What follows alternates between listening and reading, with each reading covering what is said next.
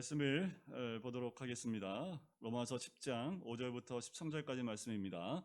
모세가 기록하되 율법으로 말미암는 의를 행하는 사람은 그 의로 살리라 하였거니와 믿음으로 말미암는 의는 이같이 말하되 내 마음에 누가 하늘에 올라가겠느냐 하지 말라 하니 올라가겠느냐 함은 그리스도를 모셔내리려는 것이요 혹은 누가 무저갱에 내려가겠느냐 하지 말라 하니 내려가겠느냐 함은 그리스도를 죽은 자 가운데서 모셔 올리려는 것이라.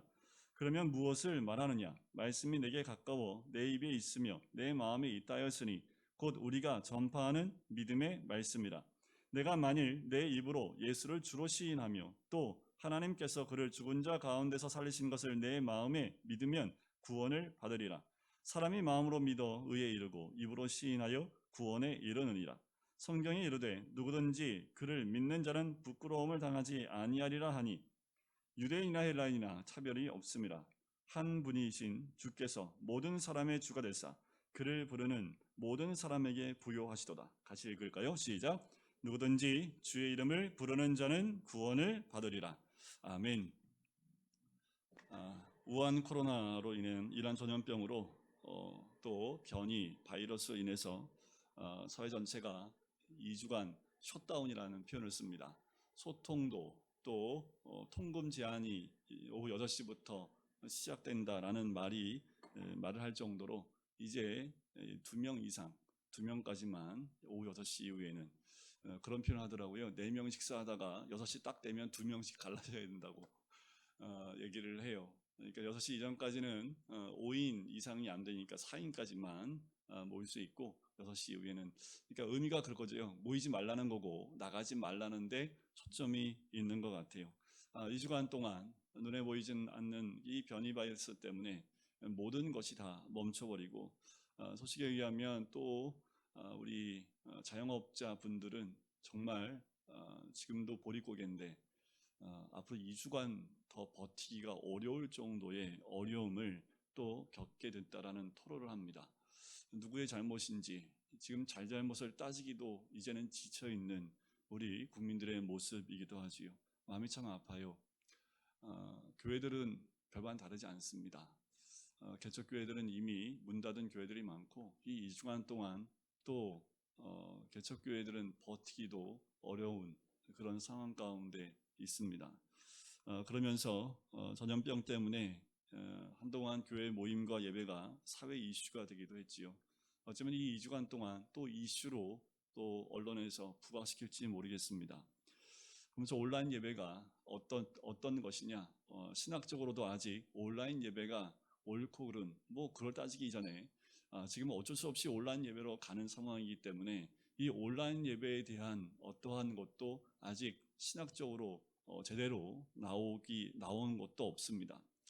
그런 가운데 우리가 어떠한 신앙생활을 해야 될지 또 어떻게 믿음의 삶을 살아야 될지에 대한 고민이 필요할 때이지요.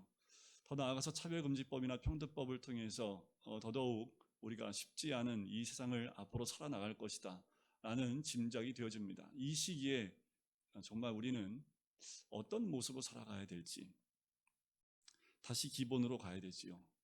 여러분들 한 번 정도는 고민해 봐야 됩니다. 우리가 어쩔 수 없이 코로나라는 이 중국에서 시작되어지는 이 우한 코로나라는 이 코로나 때문에 우리는 어쩔 수 없이 이 시대에 진짜 내가 신앙생활 제대로 하고 있는지에 대한 고민을 무조건 할 수밖에 없는 상황이 되었습니다. 그런데 이 시기에 그런 고민이 없다면 안 됩니다. 과연 나는 제대로 된 신앙이었는지 진짜 그리스도인 맞는지 우리 스스로 질문을 해보고 내가 정말 믿음이 있는 사람인지에 대한 고민이 깊이 있어야 합니다.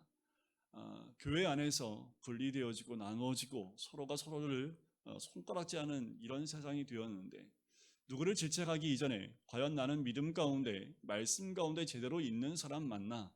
정말 내일 주님이 오시면 나는 구원받는 그리스도인의 모습이 있는가?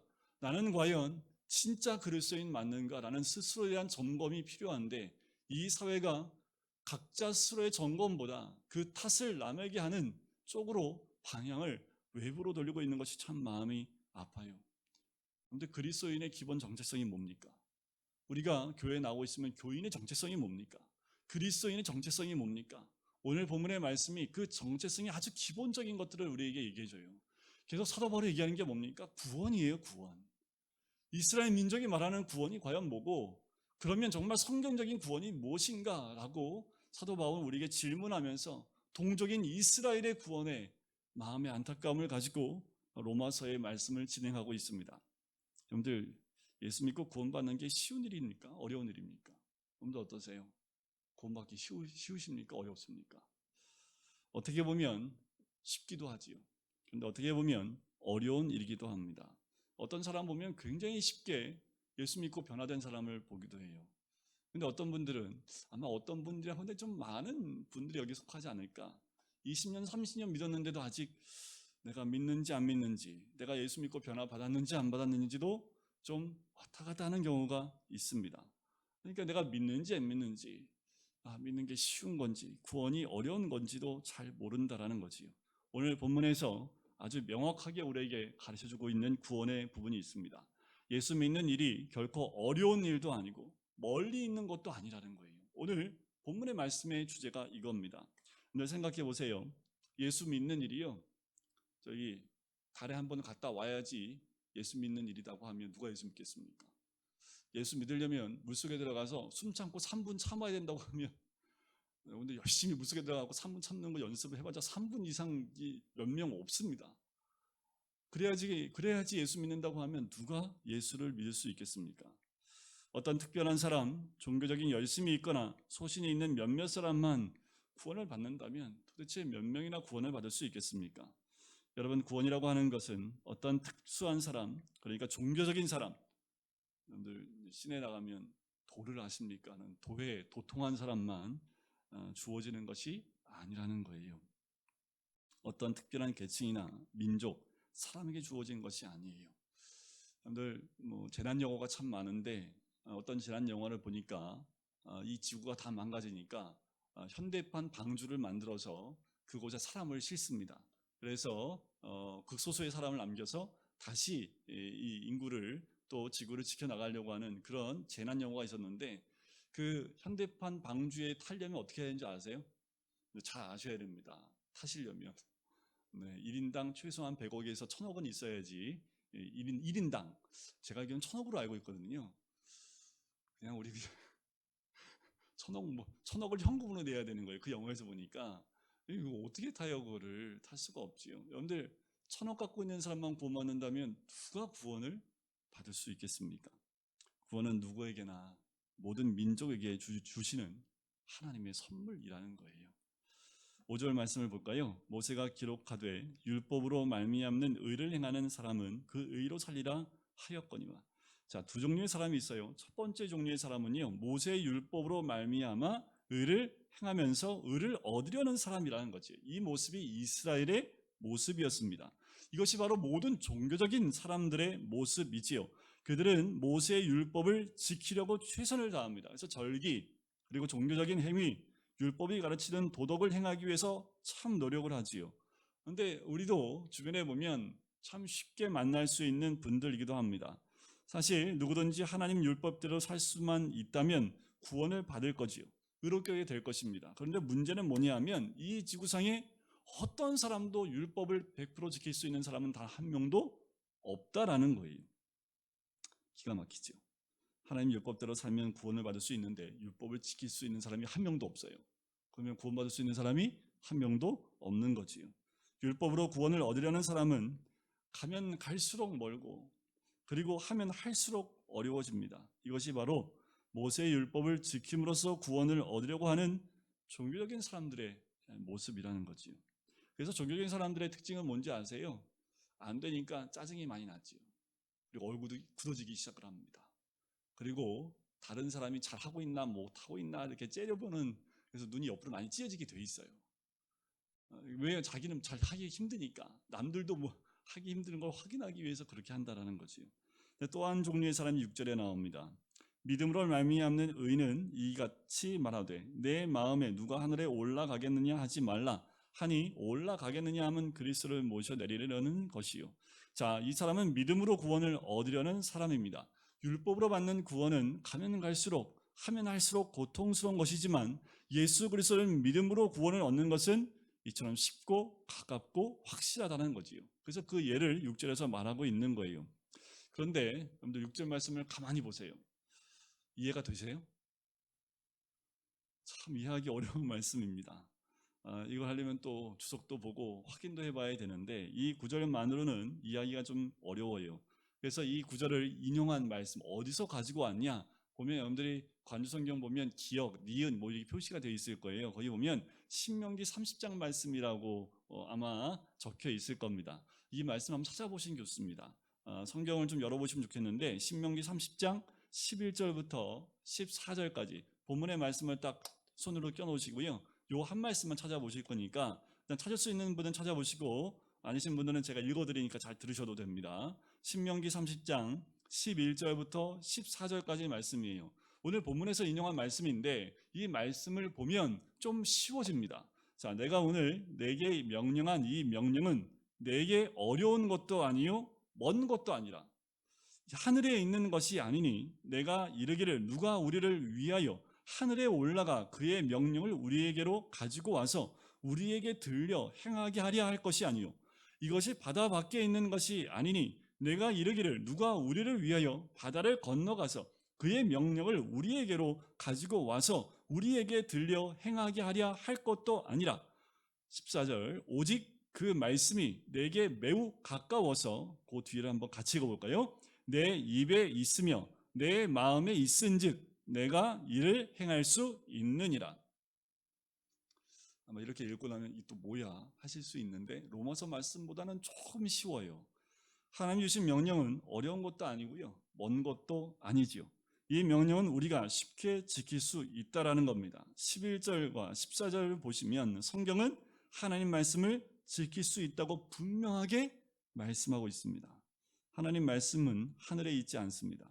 하나님 그 말씀이 하늘에 있어서요 그것을 하늘로부터 누가 가지고 와서 지켜야 한다면 누가 그것을 지킬 수 있습니까? 말씀을 지키기 위해서 하늘로 올라가야 돼요. 하늘에서 그걸 가지고 와야 지킬 수 있어요.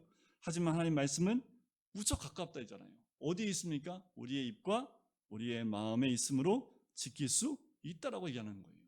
거꾸로 얘기하면 지킬 수 있다라는 말은 누구도 지킬 수 없다 말할 수 없다라는 거죠. 어디에 있으니까요? 우리의 입과 우리의 마음에 있기 때문입니다.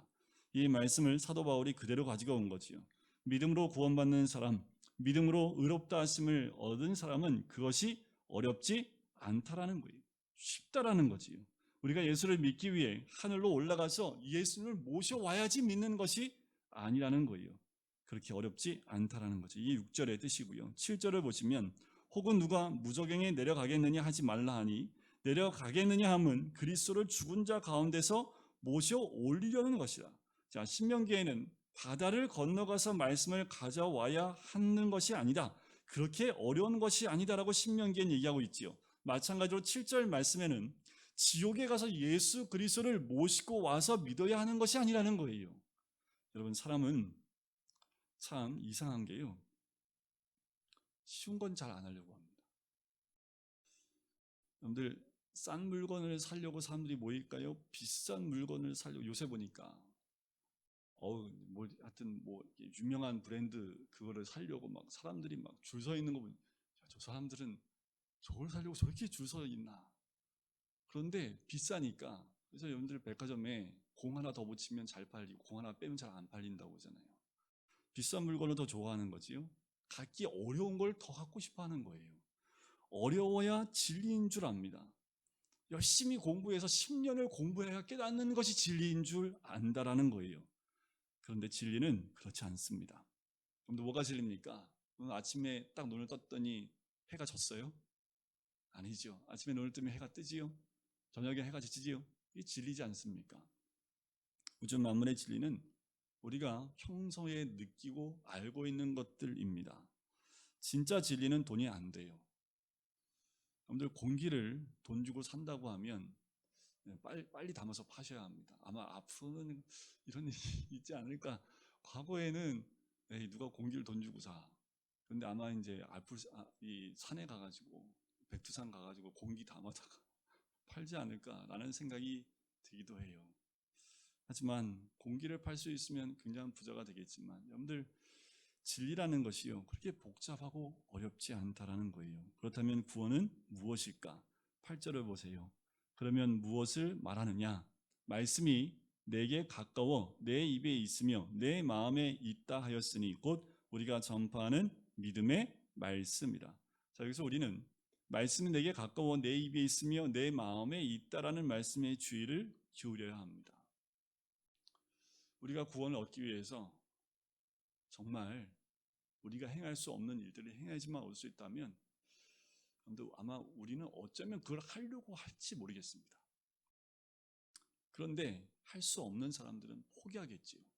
그러면 그건 극소수의 일반화된 사람들이 얻을 수 있는 것이 아니겠지요. 근데 구원은 어디에 있습니까? 멀리 있지 않다라는 거예요.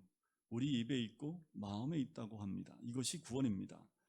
여러분들, 우리 입에 있고 마음에 있다는 게 뭐냐면, 여러분들 혼자 성경 읽다가 마음이 열리면 말씀이 깨달아지고 우리 안에 들어오죠. 은혜 받은 말씀을 함께 나누기 시작하면 말씀이 어디로 나오는 거예요? 입으로 나오는 거죠. 그래서 여러분들 큐티하는 말씀 서로 나누고 주일날 공동체에 모여서 말씀을 나누는 이유가 여기에 있습니다. 똑같은 말씀을 듣고 읽어도 서로 마음에 깨닫는 것이 다르기 때문에 그것을 입 밖으로 고백하는 것이 그 어느 것보다 중요하기 때문에 그렇지요. 말씀이 우리의 머리에 있고 마음에 있고 입술에 있듯이 구원도 마찬가지다라는 거예요. 어떤 사람은 매우 기뻐서 찬양을 합니다. 또 어떤 사람은 기쁨을 이기지 못하고 선포하고 말을 하지요. 여러분, 예수님이 좋기 때문에 그분과 이야기하는 것, 그것이 바로 기도입니다. 예수님이 좋으니까 자꾸만 찬양을 하는 거 아닐까요? 구원은 이미 우리의 입안에 있고 구원은 이미 우리의 마음에 있습니다. 삼키기만 하면 돼요. 구원은 매우 가깝고 쉬워요. 그러나 사람들은 어렵다고 너무너무 어렵게 만들어 놓고 있다라는 거예요. 여러분들, 예를 들면 이런 거죠. 제가 성경 공부를 인도할 때마다 느끼는 게 있습니다. 여러분들도 느끼실지 모르겠지만 제가 성경을 잘 먹고 제가 잘 이해하고 이렇게 성경 공부를 인도할 때는 말이 쉽게 나오는데요. 제가 어려워 그러면 말이 어렵게 나옵니다. 그러니까 그 대학 교수들이 강의할 때 어렵게 하는 그 교수들은요, 잘 몰라서 그래요. 그러니까 어려운 말 써야지 상대방도 모르고 나도 모르고. 그런데 정말 그걸 잘 알고 있는 사람은 상대방이 이해할 수 있게끔 굉장히 쉽게 이해할 수 있게끔 이야기해 준다라는 거죠. 성경 공부도 마찬가지인 것 같아요. 여러분들, 우리 중에 어려운 사람이 없기를 바랍니다. 구원받는 우리 모두는 그 구원이 어려운 것이 아니라 우리 안에 있는, 우리 입술에 있고 우리의 마음에 있는 것인 줄 믿습니다. 구원은 멀리 있지 않다고 했지요. 그렇다고 해서 그렇게 해서 마음의 결정이 남아 있는데요. 마음이 어떻게 결정하느냐에 따라서 구원이 있느냐 없느냐가 결정이 됩니다. 그래요. 구원은 이미 우리 입안에 있습니다. 삼키든지 뱉든지 우리 마음에 있는 것이 나오는 거지요. 그런데도 사람들은 구원 받으려면 성경을 몇 번 읽어야 합니까? 구원 받으려면 새벽 기도회를 몇 번 해야 됩니까? 1000번째를 해야 될까요? 1000번은 새벽 예배 드려야 될까요? 자꾸만 원칙을 세웁니다. 여러분, 술 담배를 끊어야지 구원 받습니까?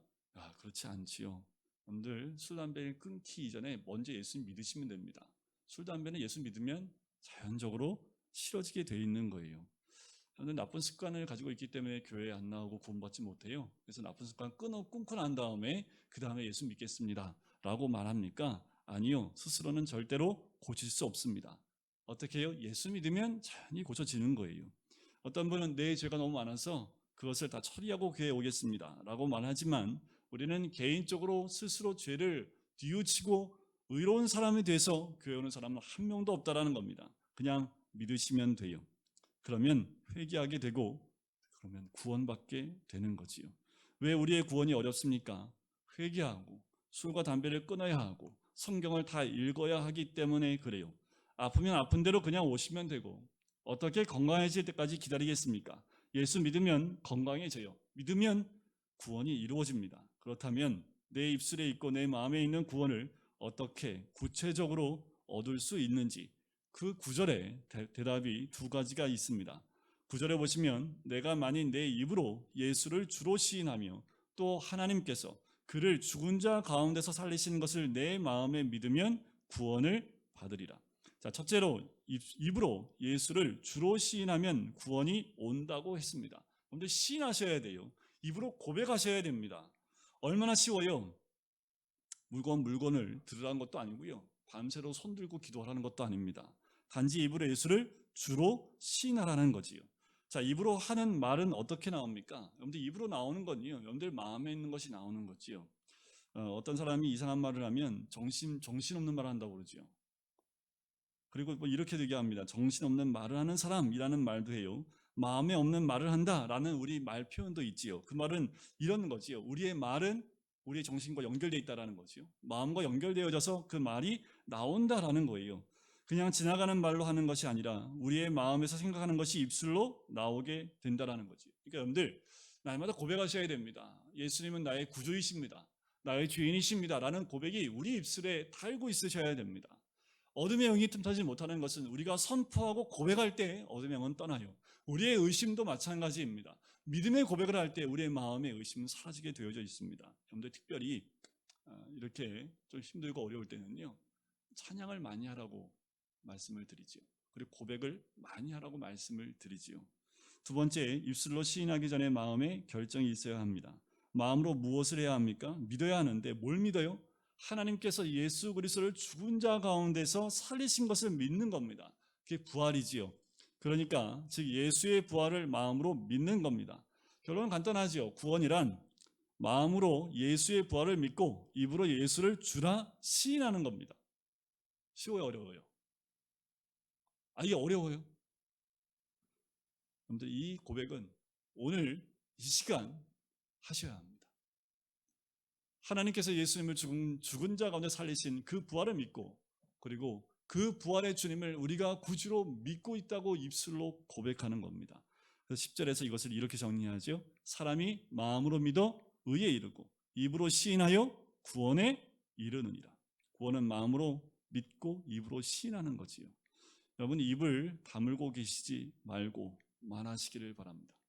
고백하시기를 원해요. 하나님 사랑합니다. 주님 사랑합니다. 나의 구주 되십니다. 나의 주인은 예수 그리스도입니다. 주님만이 나의 주인이시고 주님만이 나의 구주이십니다. 이 고백이 날마다 우리 입술 가운데 있어야 합니다. 입을 열어 기도하셔야 하고 찬양을 해야 되는 거지요. 여러분들 요새는 입을 가리고 있기 때문에 목젖 보이듯이 찬양을 하기가 참 어렵긴 하지만, 손 들고 춤을 추며 찬양하기도 참 어렵지만, 참 신앙을 가지고 있는 사람은 늘 찬양이 입에서 떠나지 않습니다. 특별히 마음이 힘들고 어려울 때일수록, 사람이 힘들고 어려울 때일수록 입술에 고백과 찬양이 있으셔야 합니다. 그리고 말씀을 틀어놓고 계속 묵상하고 또 고백하고 큰 소리로 따라 읽으셔야 돼요. 그런데 사도 바울이요, 2차 전도 여행 가운데 빌립보에 갔을 때 어떤 일을 경험합니까? 감옥에 갇히지요. 근데 그냥 감옥에 갇혔습니까? 채찍에 맞아서 거의 반 죽을 정도로 두들겨 맞고 감옥에 들어갔습니다. 그런 극한 고통과 아픔과 괴로움 가운데 사도 바울이 뭘 했어요? 한밤중에 일어나서 찬양을 했다라는 거예요. 찬양을 하면서 뭘 찬양을 했을까요? 모든 것을 합력하여 선을 이루시는 하나님을 믿고 찬양을 했겠지요. 그 찬양하는 순간 어떤 일이 일어났어요? 옥문이 열렸습니다. 그리고 족쇄가 다 풀렸습니다. 근데 중요한 거는 우리는 옥문이 열리냐 안 열리냐 이걸 쳐다보는 게 우리는 중요하지요. 그런데 더 중요한 것은 누구의 문이 열렸습니까? 간수장의 마음의 문이 열린 겁니다. 여러분들 우리가 입술로 고백하고 찬양할 때 우리를 닫고 있는 모든 어둠의 영들의 모든 것들은 열리게 되어 있습니다. 우리가 찬양으로 믿음으로 찬양과 고백과 영광을 올려드릴 때에 우리를 막고 있었던 모든 환경들은 열리게 되어져 있습니다. 사람들의 마음의 문이 열리게 되어져 있다라는 거예요. 구원받는 일은 얼마나 쉬운 일인지 마음으로 믿고 입술로 시인하면 구원이 옵니다. 여러분들 구원받기 위해서 하늘 위로 올라갈 필요도 없고 땅 속으로 들어갈 필요도 없다라는 거예요. 구원은 산을 넘고 바다를 건너는 것 같은 행위가 아닙니다. 구원은 이미 우리의 입술에 있습니다. 구원은 우리 마음에 있어요. 두려워하지 말고 걱정하지 말고 마음으로 믿어 의에 이르고 입으로 시인하여 구원에 이르기를 주의 이름으로 간절히 축원드립니다. 여러분들 가정에 들어가서 선포하고 다니시는 거예요. 그래서 저는 어렸을 때 이 말씀드리면 집에 들어가면 믿지 않는 부모님이기 때문에 큰 소리는 못하고 근데 집에 가서 할 수 있으면 큰 소리로 찬양하시고 선포하십시오. 예배할 때도 처음에 시작할 때 말씀 나눌 때 코로나 얘기를 했지만 코로나만 계속 얘기하면 얘기할수록 코로나가 머릿속에 꽉 잡혀가지고 두려움과 걱정과 근심밖에 없습니다.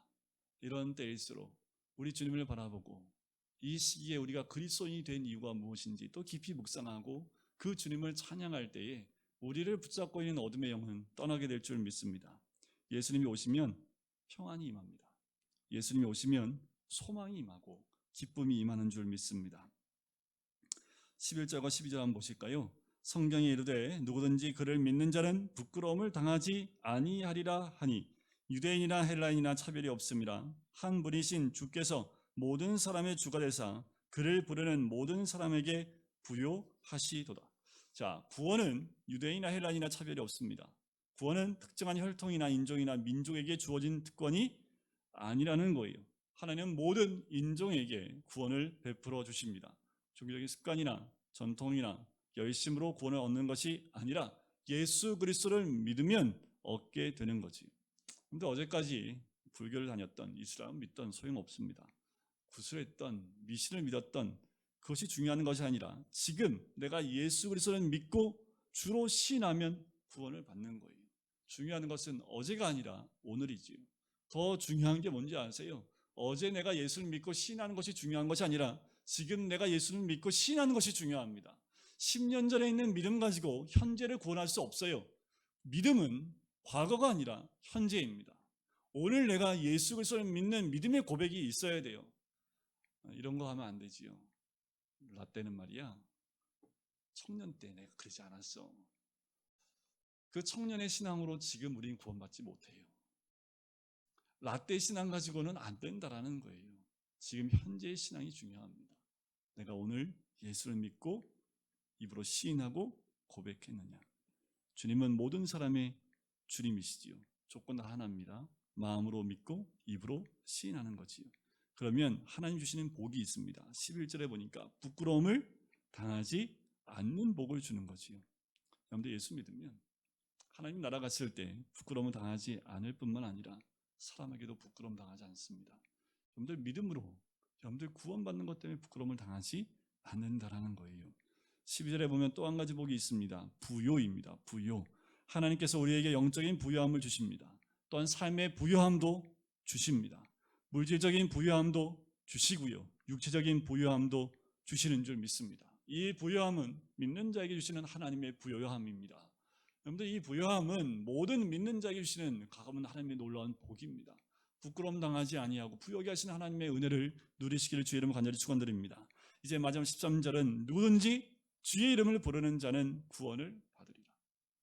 여러분들 로마서 쓸 당시에는요, 예수 그리스도를 구주로 주의 이름을 부르는 사람은 목숨을 걸어야지 이 이름을 부를 수 있었습니다. 당시의 주가 누구예요? 황제였기 때문에, 로마 황제만이 주였기 때문에 예수가 나의 구주이십니다라는 고백은요, 목숨을 걸지 않고서는 고백할 수 없습니다. 여러분들 북한에 가서 주의 이름을 부를 수 있겠어요? 지금 이 상황은 북한에 있는 그 동포들이 예수 그리스도의 이름을 부르는 것과 같은 일입니다. 여러분 코로나 시기에 교회 다니는 것이 부끄럽습니까? 이 코로나 때문에 교회 예배 드리는 것 때문에 사람들이 손가락질하는 것 때문에 교회 나가는 것이 꺼려지십니까? 근데 그러시면 안 돼요.